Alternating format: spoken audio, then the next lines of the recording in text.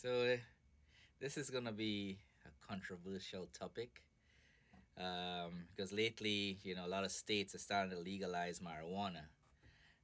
One of my videos, I mentioned marijuana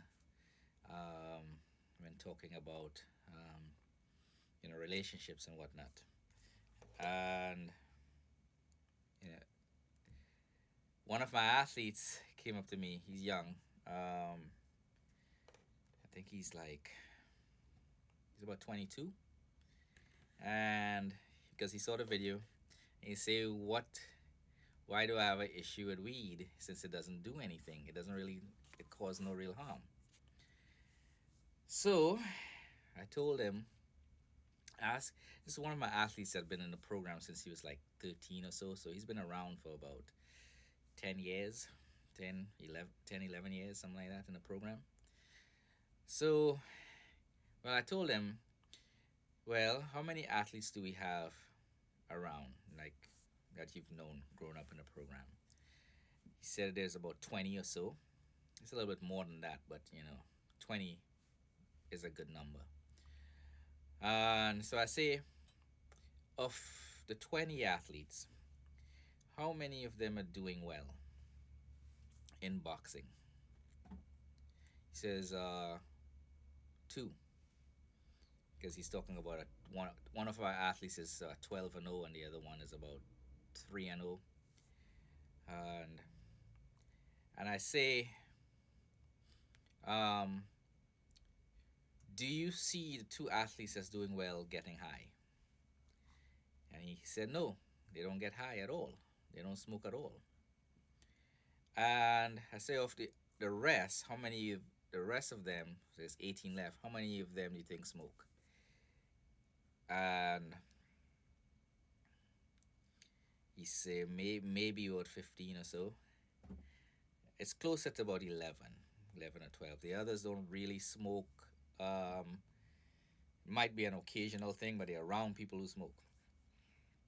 But the ones who don't really smoke, um, and it's not doing well in boxing, boxing really isn't their thing. They do it more as a hobby, it's not a training as a profession.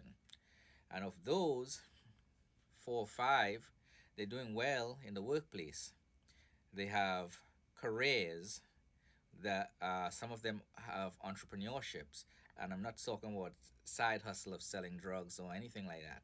They have legitimate entrepreneurship. One of them has his master's degree and has a is a professor for Morgan State University, and he owns a clothing store. So that's one athlete. The others um, have careers in other fields, security, armed security, um, postal service, things like that, and they're doing fairly well. But the rest, how I was letting him know, that get high a lot of times, a lot of them will have been in the program just as long as this young man has been. And and I'm asking him, of those, have any of them strive to achieve anything at all? And where do they stand from on his version of success? He says, well, they're not doing anything really. They come to train, but they don't really train as hard. Uh, they don't really. Um, I mean, sometimes they're working, sometimes they're not. And those that are working, uh, hasn't really gotten a raise or done anything. They just basically work. Um, so I say, what about the ones that is making fairly good money? They're making about $15 an hour, um, on average, between $15 and $20 an hour, and they get high.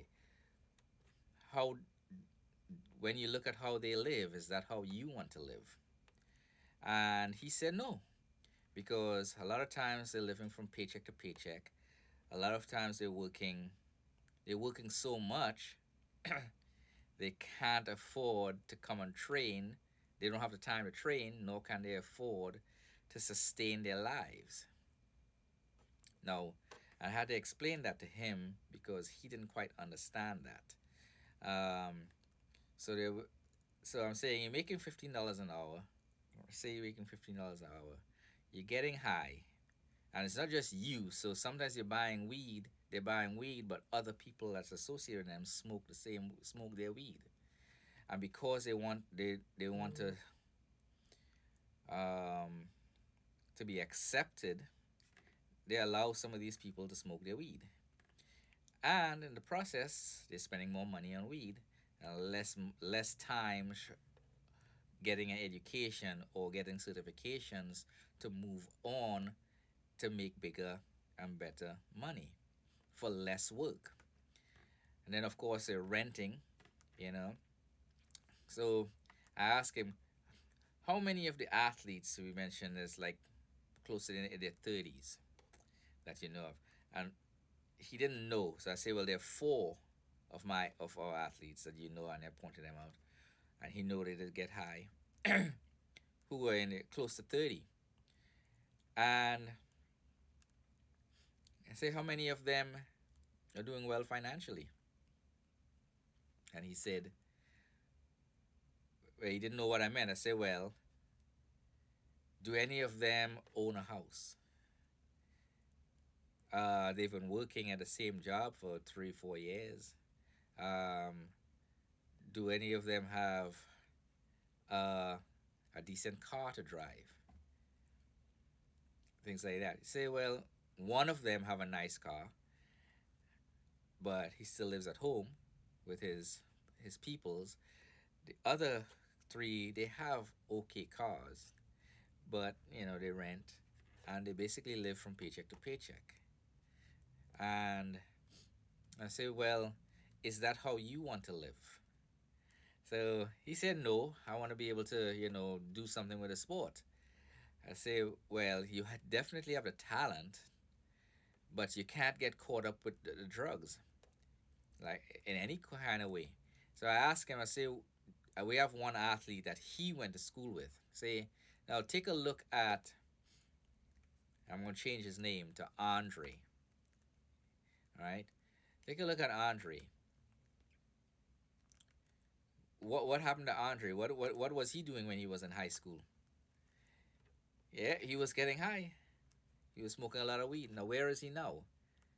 He say he's standing on the corner cleaning windshields when people walk by, but he's on dope now, right?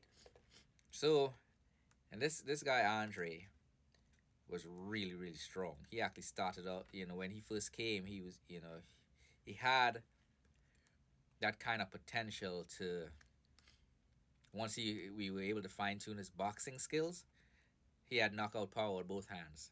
Now he's this skinny runt on the side of the road trying to clean windshields to make a few dollars to to get high. So I say, look, weed isn't really weed and alcohol are one of those things that it creeps up on you like old age. You don't realize you're getting older until you get something breaks or you get old. You start realizing some things when it's too late if you're not paying attention to things like that. It's kind of like that. It doesn't hit you right away and it doesn't have adverse effects right away, so people assume it doesn't have any effects.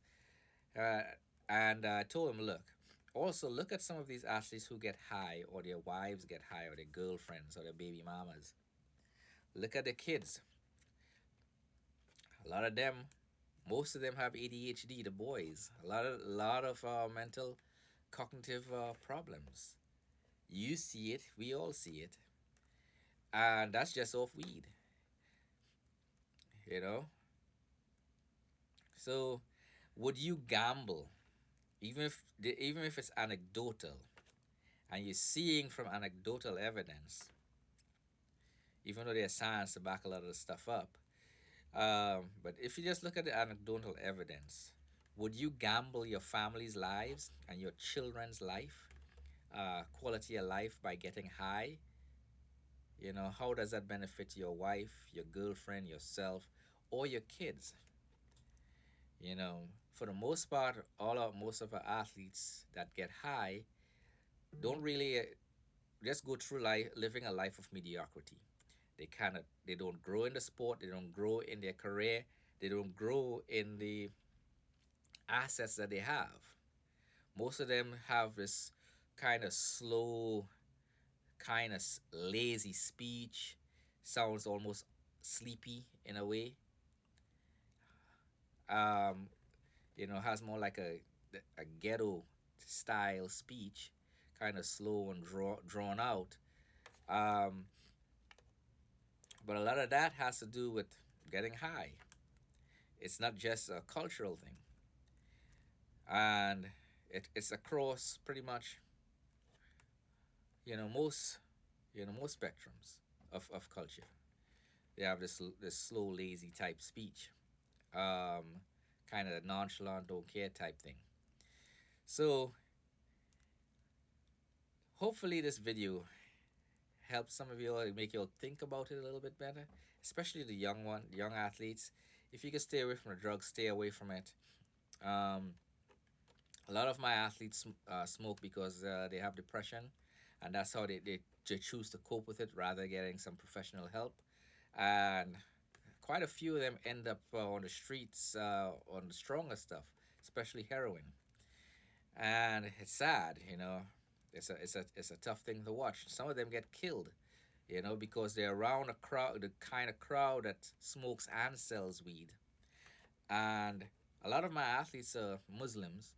Muslims are against a lot of that, like alcohol and, and marijuana, but because they don't practice their faith or they moved away from their faith because this group of people accepted them in a way where they can do whatever they want without being judged, um, they end up accepting that way of life and end up doing a lot of this stuff rather than pushing through and taking the criticism to as constructive so they can grow.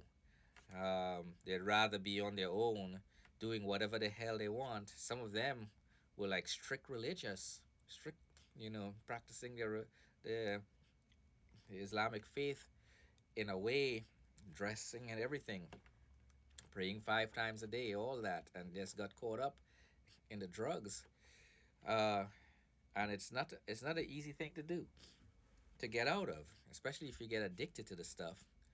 You know, some of my athletes had to move away from people that got high because they would smell like weed. They'll show up at work smelling like weed. Um, and, and even though some of their coworkers get high and they were fine, the men and women that made the money, the bosses, they ain't messing up their money. So a lot of times they end up losing their jobs. They just find a way. So like, subscribe, ask questions in the comment down below, argue with me about it. Um, and I'll leave you with this tidbit. If you're going in for brain surgery, do you want your surgeon to show up to the surgery high, or would you rather a surgeon that doesn't smoke at all show up and do the brain surgery on you? If the answer is either way is fine with you, then good luck with that. For me, I want the surgeon that don't get high of anything or drunk. And fetal alcohol syndrome doesn't apply to just alcohol. Kids who are exposed in the womb or even from the father to drugs as well as alcohol fall under the fetal alcohol syndrome. So that's just a little bit of a tidbit. If you have any questions, again, ask it in the comment section down below. Like and subscribe. You all have a good day.